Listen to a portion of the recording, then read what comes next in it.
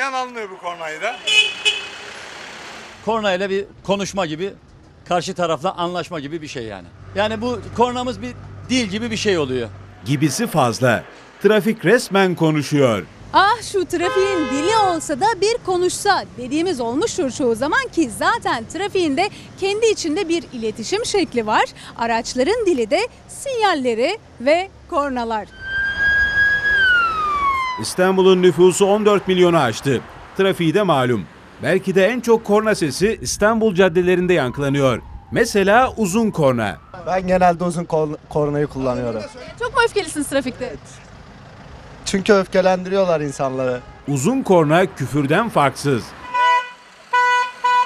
Trafik kurallarına tek taraflı uymak yetmez. Sürücü trafik kurallarına uymayan bir başka sürücüyle karşılaştığında öfkesini dile getirmek için kornaya olanca gücüyle uzun uzun basmaya başlar.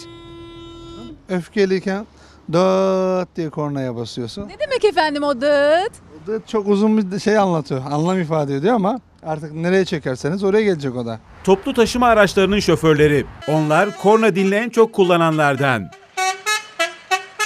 Ama biz stresli bir iş yapıyoruz hanımefendi. Bizim işimiz çok stresli. Öfke dolayısıyla oluyor. Olduğu zaman da tabii ki vatandaş önünde duruyor. Durduğu zaman da yol istiyorsun, vermiyor. Bunu kullanabiliyoruz. İki kısa bir uzun korna. İşte bu da artık sabrı tükenmiş sürücünün camdan kafasını çıkarıp da avaz avaz bağırmaya başlayacağının göstergesi demek. Tüh be ulan sana değil yoğurtla sarımsağa yazık olur be. Trafikteki korna dili her zaman öfkeyi yansıtmaz. Bir korna teşekkür etmek demek, iki korna da yol verdim geçebilirsin anlamına geliyor. Ben kısa kornayı kullanıyorum her zaman. Bir de futbol ve düğün coşkusu var.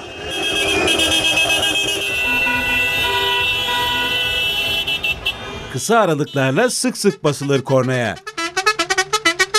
Eğleniyoruz. Kornamıza basıyoruz, coşuyoruz. Ve sinyaller. Radar ya da polis var demek. Karşı yönden gelen sürücüler birbirlerini böyle uyarıyor.